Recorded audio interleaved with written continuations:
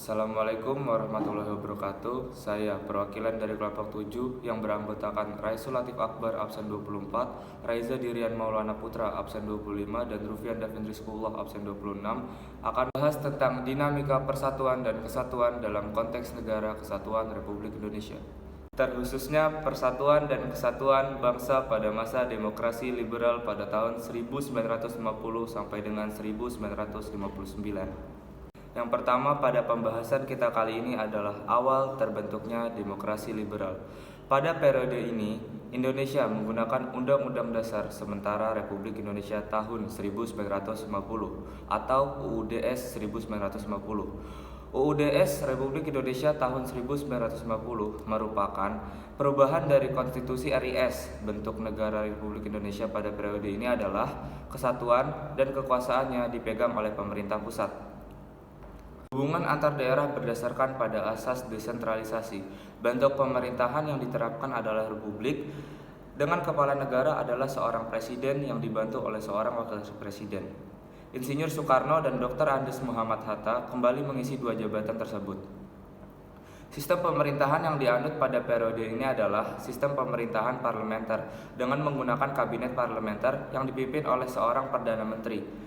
Alat-alat perlengkapan negara meliputi presiden dan wakil presiden, menteri-menteri, Dewan Perwakilan Rakyat, Mahkamah Agung, dan Dewan Pengawas Keuangan.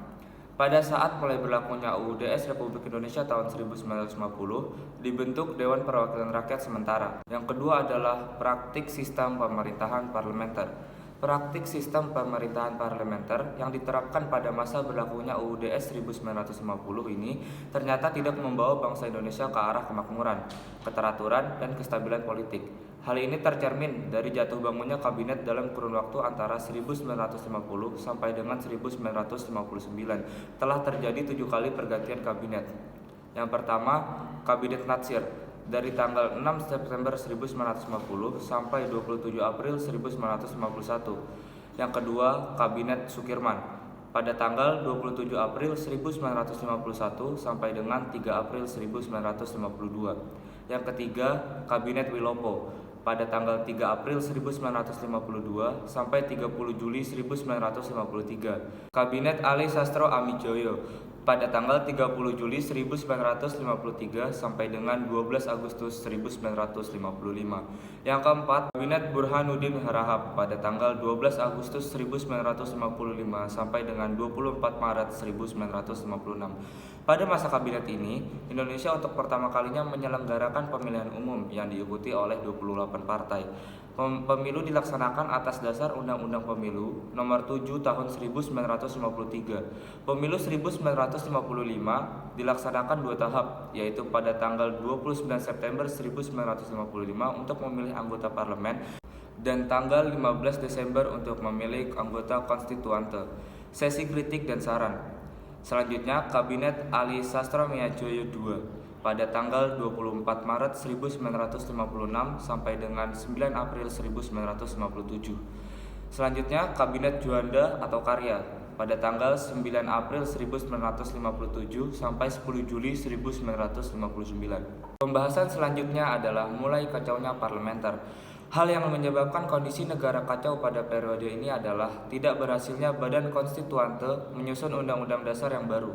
Keadaan ini memancing persaingan politik dan menyebabkan kondisi ketatanegaraan bangsa Indonesia menjadi tidak menentu. Kondisi yang sangat membahayakan bangsa dan negara ini mendorong Presiden Soekarno untuk mengajukan rancangannya mengenai konsep demokrasi terpimpin dalam rangka kembali kepada UUD 1945. Terjadi perdebatan yang tiada ujung pangkal. Sementara di sisi lain, kondisi negara makin gawat dan tidak terkendali yang mengancam persatuan dan kesatuan bangsa. Kondisi tersebut mendorong Presiden untuk menggunakan wewenangnya, yakni mengeluarkan dekret Presiden tanggal 5 Juli tahun 1959 yang berisi diantaranya sebagai berikut. Yang pertama, pembubaran konstituante. Yang kedua, memberlakukan kembali UUD 1945 dan tidak berlakunya lagi UUDS 1950. Yang ketiga, pembentukan MPR dan DPA sementara. Selanjutnya adalah terjadinya separatisme. Gerakan Darul Islam atau Tentara Islam Indonesia, DITII. Yang pertama, daerah Sulawesi Selatan. Pemberontakan DITII di Sulawesi Selatan dipimpin oleh Kahar Muzakar. Pemberontakan ini disebabkan oleh Kahar Muzakar yang menempatkan laskar-laskar rakyat Sulawesi Selatan ke dalam lingkungan APRIS atau Angkatan Perang Republik Indonesia Serikat dan berkeinginan untuk menjadi pimpinan dan APRIS. Yang kedua, daerah Aceh. Pemberontakan DITII di Aceh dipimpin oleh Daud Bereh yang merupakan mantan gubernur Aceh. Pemberontakan ini disebabkan oleh status Aceh yang semula menjadi daerah istimewa diturunkan menjadi daerah keresidenan di bawah Provinsi Sumatera Utara. Yang ketiga, daerah Kalimantan Selatan. Pemberontakan DITII di Kalimantan Selatan dipimpin oleh Ibnu Hajar yang menamakan gerakannya dengan sebutan Kesatuan Rakyat yang Tertindas. Pada tahun 1954, Ibnu Hajar secara resmi bergabung dengan negara Islam Indonesia yang ditunjuk sebagai Panglima Tertinggi TIM atau Tentara Islam Indonesia. Selanjutnya, pemberontakan PRRI atau Permesta, Pemerintahan Revolusioner Republik Indonesia atau Perjuangan Rakyat Semesta. Pemberontakan PRRI atau Permesta terjadi di Sulawesi yang disebabkan oleh adanya hubungan yang kurang harmonis antara pemerintah pusat dan pemerintah daerah. Hal itu dikarenakan jatah keuangan yang diberikan oleh pemerintah pusat tidak sesuai anggaran yang diusulkan. Hal tersebut menimbulkan dampak ketidakpercayaan terhadap pemerintah pusat. Selanjutnya, dibentuk gerakan dewan berikut. Yang pertama, Dewan Banteng di Sumatera Tengah dipimpin oleh Letkol Ahmad Hussein.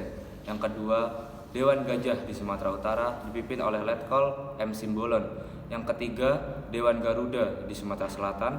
Yang keempat, Dewan Lambung Mangkurat di Kalimantan Selatan. Dan yang kelima, Dewan Manguhi di Sulawesi Utara dipimpin oleh Letkol Vence Samuel. Puncak pemberontakan ini terjadi pada tanggal 10 Februari 1958.